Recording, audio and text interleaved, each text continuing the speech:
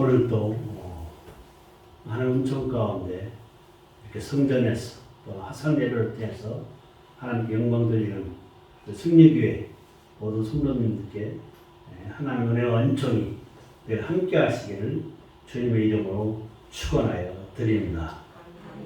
오늘은 특별히 예수님께서 공생애를 마치시고 이제 예루살렘에 입성하시는 날, 종려주일이라고 합니다. 그래서 오늘부터 한 주간 동안 이제 고난주간이 또 시작이 되죠. 우리가 먼저 생각해 볼 수 있는 것은 뭐냐?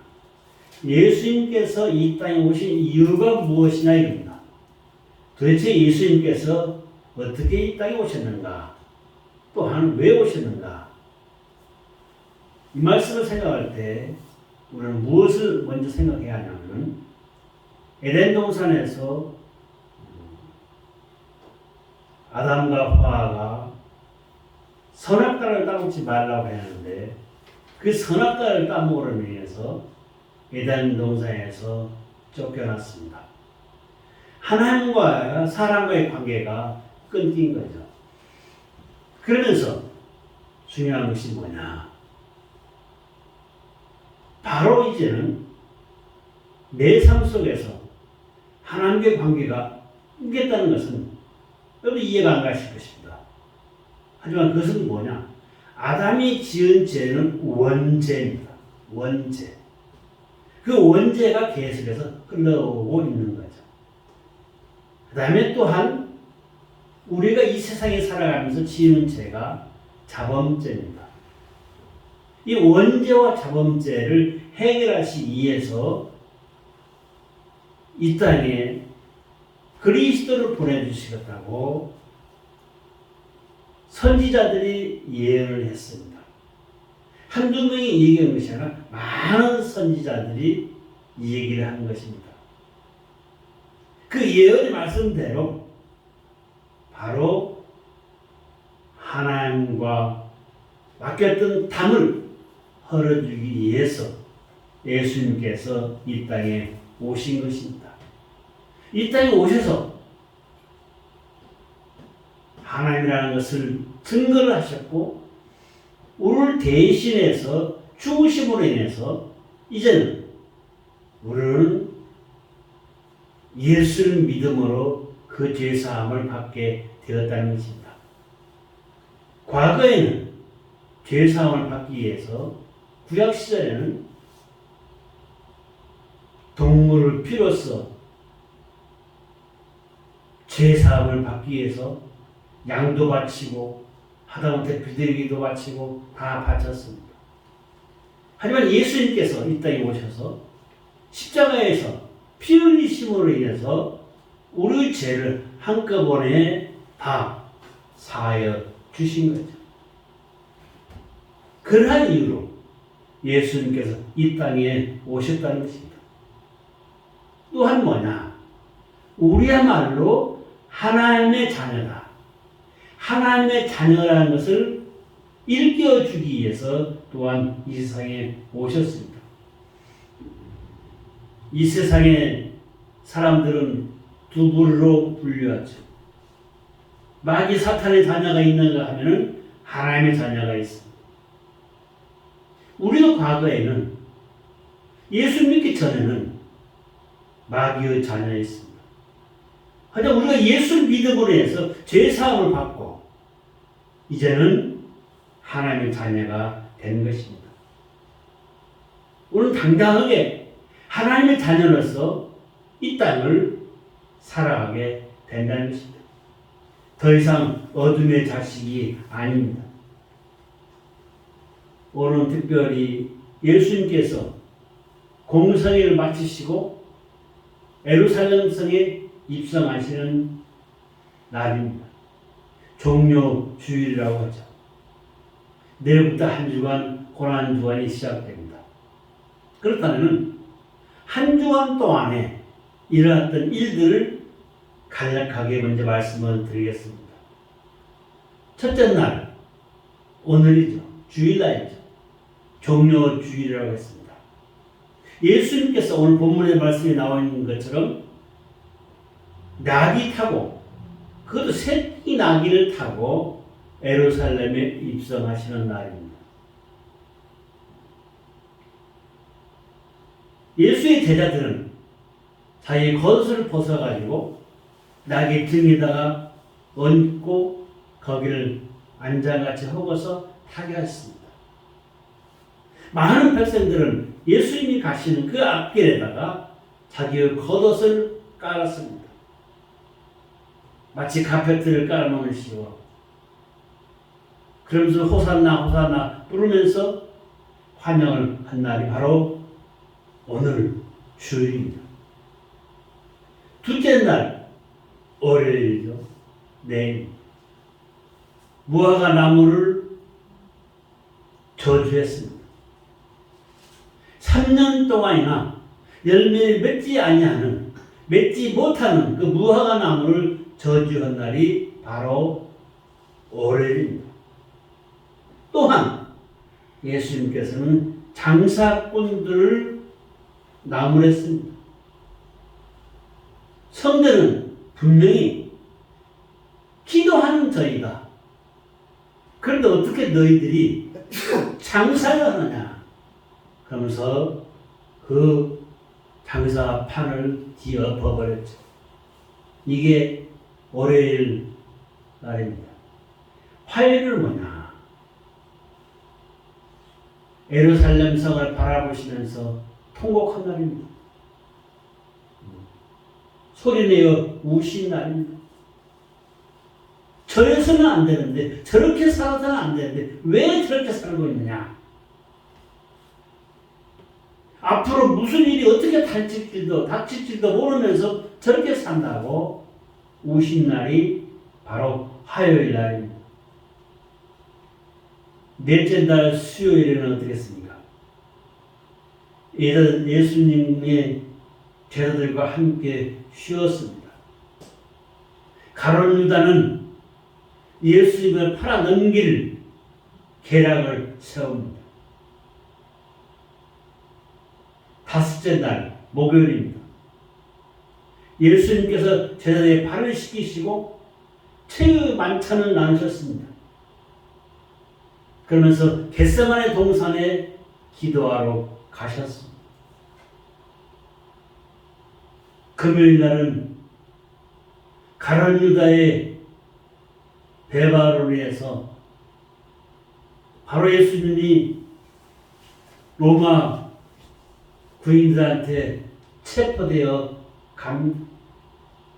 그리고 혹독한 매를 맞으면서 신문을 받습니다. 그리고 십자가를 지고 골고다 언덕에 올라가십니다. 그러시고 죽으셨습니다. 일곱째 날은 무덤에서 지냈습니다. 무덤은 어떻습니까? 굴 어귀에 큰 돌을 굴려다가 막은 것입니다. 임봉한 것입니다. 또 이때 당시 예수님께서 하신 말씀이 나는 3일 만에 부활하겠다 라고 하신 그 말씀 때문에 로마 병정들이 무덤을 지켰습니다. 그럼에도 불구하고 주일날 아침에 예수님께서 부활하신 것입니다. 이게 한 주간 동안에 일어났던 사건입니다. 예수님께서 겸손하게 새끼 나귀를 타고 입성하셨습니다. 여러분 영화 보셨을 것입니다. 로마 군인들이 전쟁터에 가서 싸워서 이겼을 때 어떻게 성 안에 들어옵니까? 판파를 울리면서 마차를 타고 앞에 기수대를 앞세우고 뒤에 로마 병정들이 뒤를 따르고 아주 웅장하게 개선 장군의 모습다웠게 입성합니다. 하지만 예수님은 초라하게 나귀 새끼를 타고 입성하신 것입니다. 하지만은 많은 사람들이 이미 예수님께서 입성한다는 소식을 알고 있었습니다. 좀 더 구체적으로 말씀을 드리겠습니다. 앞서 잠깐 말씀드렸지만은 예수님께서 예루살렘에 입성하실 때 열렬한 환영을 받았습니다. 비록 나귀 새끼를 타고 입성하셨지만은 많은 인파가 웅집해서 자기의 겉옷을 벗어서 길에다 깔아주고 거기를 가게 하시던 것입니다. 정연함을 흔들며 호산나 호산나 외쳤습니다. 기쁨을 표시하는 거죠. 영광과 환영의 기쁨을 그들은 하였던 것입니다. 그러한 과정 속에서 예수님은 당당하게 예루살렘 성에 입성하십니다. 곧 예수님께서 입성하실 때는 영광 중에 왕으로서의 입성을 하신 것이라는 것입니다. 비록 초라한 모습으로 마구간에서 하지만은 그가 이 땅에 있으면서 행한 것은 엄청난 것을 행하였던 것입니다. 자기를 낮출 때까지 낮추시고 반대로 하나님 나라를 선포하시고 또한 다시 재림하신다고 약속하시고 다시 재림하실 때는 만왕의 왕으로서 오신다는 것입니다. 다시 오실 때의 모습은 어떻습니까? 천사들이 구름같이 둘러싸여서 나팔소를 외치며 이 땅에 오시는 것입니다.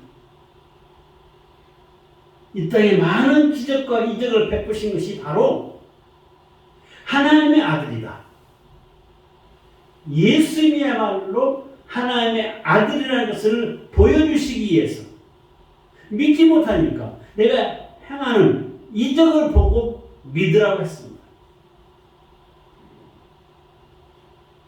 아무나 이러한 이적을 행하지 못한다. 바로 예수님이야말로 하나님이 행할 수 있는 이적, 기적을 행함으로 인해서 만왕의 왕 하나님의 아들이라는 것을 보여주시고 다시 오실 때는 참된 왕의 모습으로 이 땅에 오신다는 것입니다.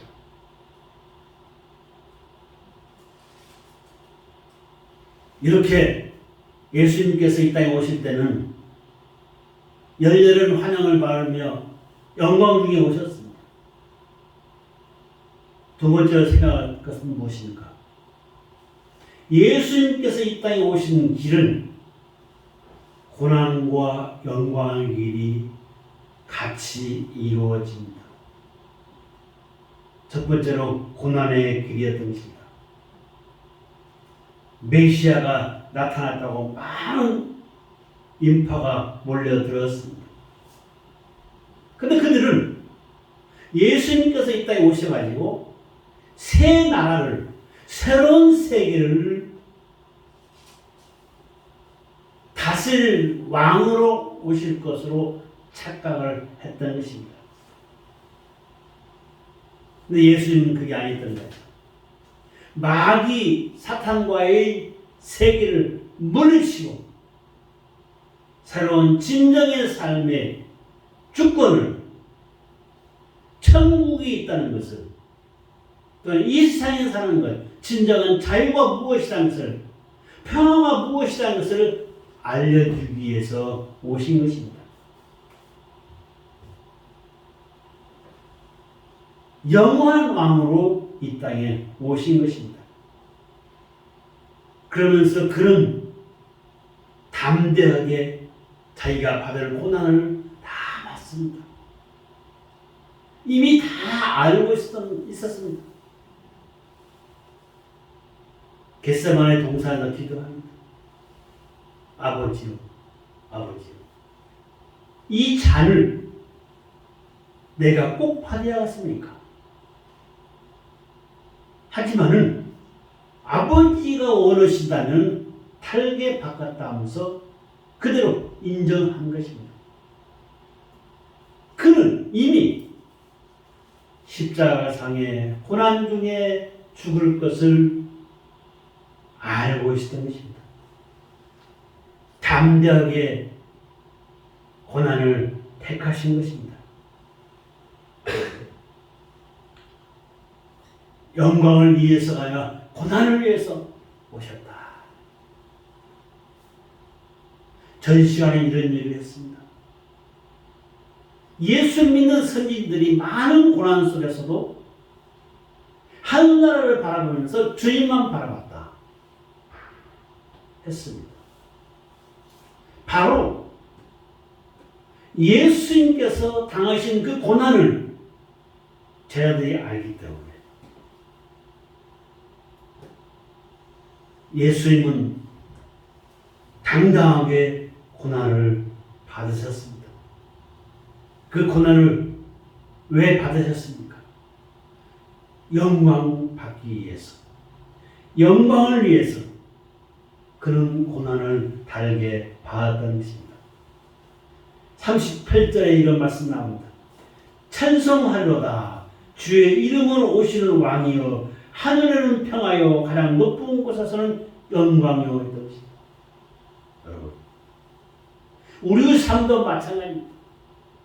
이 세상에 살면서 역경과 고난이 찾아올 수도 있습니다. 아니, 찾아옵니다. 하지만은 그 시련과 역경을 우리는 당당하게 받아들이고 새롭게 힘차게 전진해 나가야만이 된다는 것입니다. 왜? 나의 삶도 예수와 같은 삶, 영광의 삶을 허락하여 주시는 것입니다.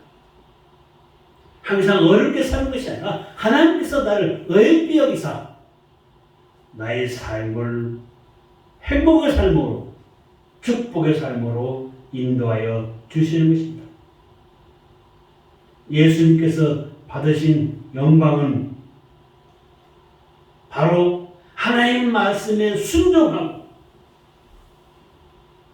억압된 세상 속에서 모든 것을 다 참고 견디면서 영원한 영광의 승리를 그는 우리에게 안겨주신 것입니다. 예수 그리스도의 사명이 바로 그것입니다. 우리를 위해서 대신 죽으시고 우리를 위해서 끝내는 영광으로 우리를 인도하여 주신다는 것입니다.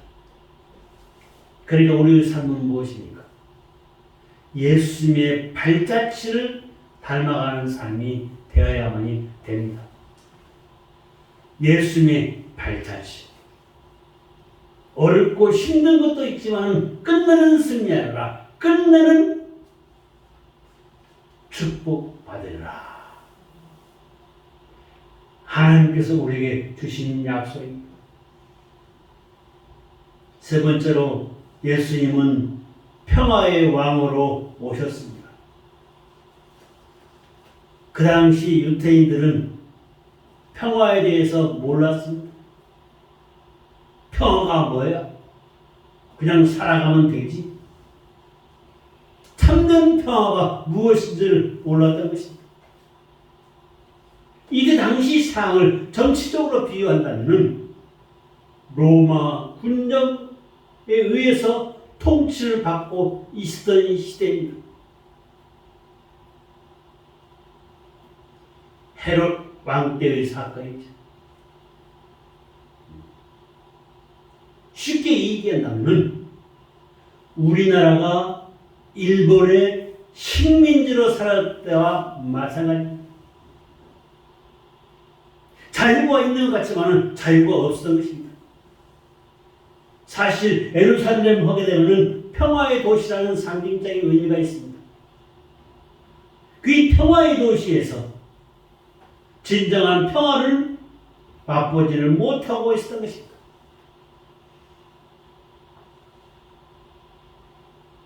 애굽 땅에서의 노예 생활하는 삶과 마찬가지입니다. 그들이 자유는 한정되어 있는 거죠. 예수님께서는 분명코 이러한 것 때문에 예루살렘에 들어오시면서 우셨고 우리에게 다시금 말씀해주고 계시는 것입니다. 이때 당시 상황은 6월절 축제를 앞에 두고 있었습니다. 로마 군인들은, 로마 당국은 초조해 있습니다. 뭐 지금과 뭐 흡사하네요. 행여나 잘못된 무슨 일이 번질까봐 시민들이 폭동을 일으킬까봐 어려움 속에서 감시가 더 심했던 것입니다. 자유라는 것은 아무것도 없습니다. 경제, 사회, 문화, 정치 모든 것을 다 송두리째 뺏어갔던 것입니다. 로마 군정에서. 그렇기 때문에 이들이 언제 어느 때 폭발할지를 모르기 때문에 삼엄한 경계를 펼치고 있었던 것입니다. 그러니 진정한 평화는 없는 거죠. 평화하면 무엇이 떠오릅니까? 푸른 초원에 아이들이 뛰놀고 한조선 자전거 타고 여인들이 웃으면서 아주 풍선을 들고 뛰면서 연도 달리고, 이게 행복한 삶의 모습입니다. 잔잔한 호숫가에서 낚시를 하고 요트를 타고 보트를 타고 얼마나 좋습니까? 그렇게 자유스럽게 마음대로 살 수 있는 처지가 아니었던 것입니다. 정작 행복이라는 것을 평화 속에서 찾지 못하고 있었던 것입니다. 평화가 인간의 노력만으로서 이루어지는 것이 아닙니다. 이때 당시 유태의 종교 지도자들이 생각하고 있었던 것은 뭐냐? 자기네들은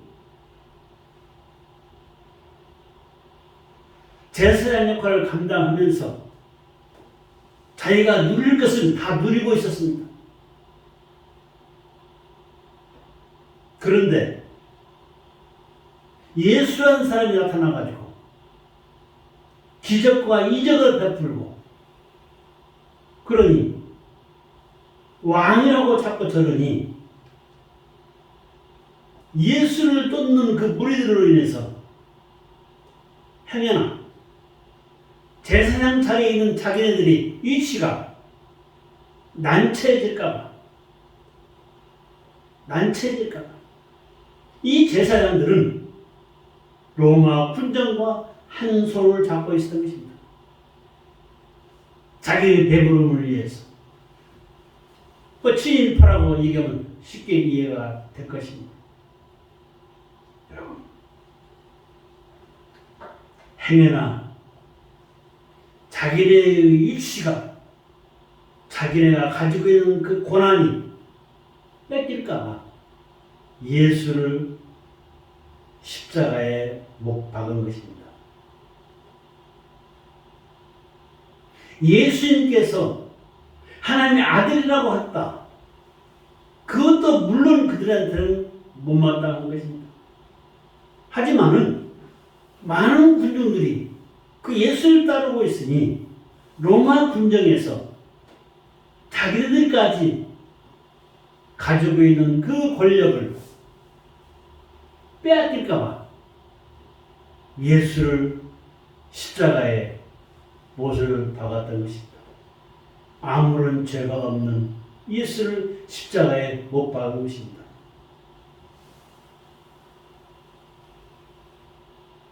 바나바와 예수 둘 중에 하나를 택하라고 합니다.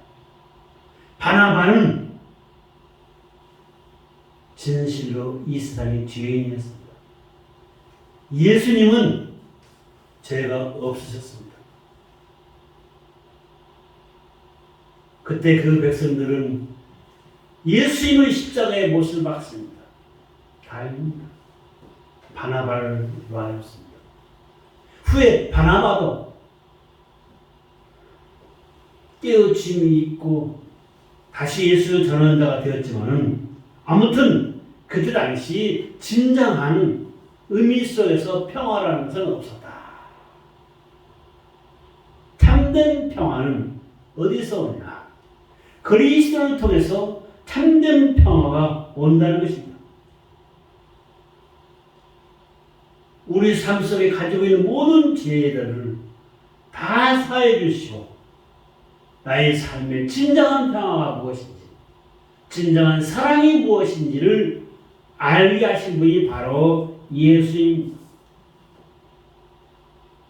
하나님과 사람과의 그 관계가 단절된 것을 다시 회복시켜 주신 분이 예수 그리스도인 것입니다. 예수님이 이 땅에 오셔서 화평을 심어 주었습니다. 예수님은 화목함과 편안함을 주었습니다. 38절에서 뭐라 했습니까? 주 이름으로 오시는 왕이여라고 불렀습니다. 이사야가 예언합니다. 한 아들을 우리를 위해 우리에게 주셨는데 그 어깨에는 통치권이 있고 그 이름은 초월적인 능력을 가진 희모자라. 우리의 상당자로 오시는 모사라. 전능하신 하나님이라는 것을 영원히 존재하는 하나님이라는 것을 평강의 왕으로 오신다는 것을 예언을 했고 그대로 오신 것입니다. 하나님과의 관계가 개선된 것입니다. 이 평화는 가정에도 필요하고 나의 내면 세계에도 필요합니다. 가정이 화평치 못하면 안 되는 것이죠. 고통당하는 사람들이 마음속에서 전쟁을 일으키고 있으면 안 되는 것이죠. 주님은 분명히 말씀하셨습니다. 요한복음 14장 27절 말씀에 내가 너희에게 편안을 주러 오노라.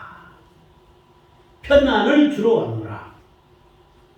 세상에서 주는 것이 아니라 너희 마음에 근심과 두려움을 없게 해주기 위해서 오셨다고 말씀하십니다. 결론을 말씀을 드리겠습니다. 우리가 예수를 믿는다는 것, 형식적으로 말로만 예수를 찬양하며 예수를 믿지 말자는 것입니다. 실질적인 생활 속에서 영광을 드러내는 그런 예수를 우리 영접하자는 것입니다. 내 마음에 예수님의 사랑으로 충만했을 때 나의 행동은 달라집니다. 예수님은 비록 나귀 새끼를 타고 오셨지만은 다시 오실 때는 그는 구름 타고 나팔 불고 우리에게 오시면서 우리 다 함께 천국으로 향할 것입니다. 예수님이야말로 우리의 죄를 사해 주십니다. 우리 구세주로 오신 것입니다. 우리는 인류의 구세주로 오신 그 예수님을 당당하게 환영합시다. 내가 믿는 예수님이야말로 나의 삶, 깊숙한 곳까지 함께 모시자는 것입니다. 나의 마음속 깊은 데서부터 진실로 기쁨으로 우러나는 찬양을 하나님께 드리자는 것입니다. 가식적인 신앙이 아닙니다. 나의 죄를 대속해서 죽으시고 나를 위해서 이 세상에 태어나신 분. 다음 주일은 부활주일입니다. 부활의 주님을 모시고 주님과 함께 하자는 것입니다. 우리가 이 땅에 살면서 자존심, 체면 이게 아닙니다. 진정코 내가 믿는 예수님은 나의 삶을 영광의 삶으로 축복의 삶으로 인도해 주실 것이라는 확신을 가지고 예수를 믿고 신앙생활을 하자는 것입니다. 오늘 종료주를 맞이하여 하나님의 은혜가 여러분 삶 속에 넘치시고 여러분은 감사하는 마음으로 항상 큰 소리를 쳐서 하나님께 영광을 돌리고 더불어 하나님께 주시는 축복된 삶을 누리시기를 주님의 이름으로 축원하여 드립니다. 감사하신 아버지 하나님, 주의 은총수에서 저희들의 삶을 인도해 주시니 감사합니다. 진정코 내 가슴 속에, 내 가정 속에 주님이 함께함으로 인해서 행복의 나를 펼 수 있도록 축복해 주십시오. 평화의 왕이신 예수님과 함께 동행하면서 늘 승리하시도록 고난을 어려움을 물리치고 행복한 삶, 복된 삶을 살아갈 수 있도록 이끌어 주셔서 감사하고 예수의 이름으로 기도드리옵나이다. 아멘.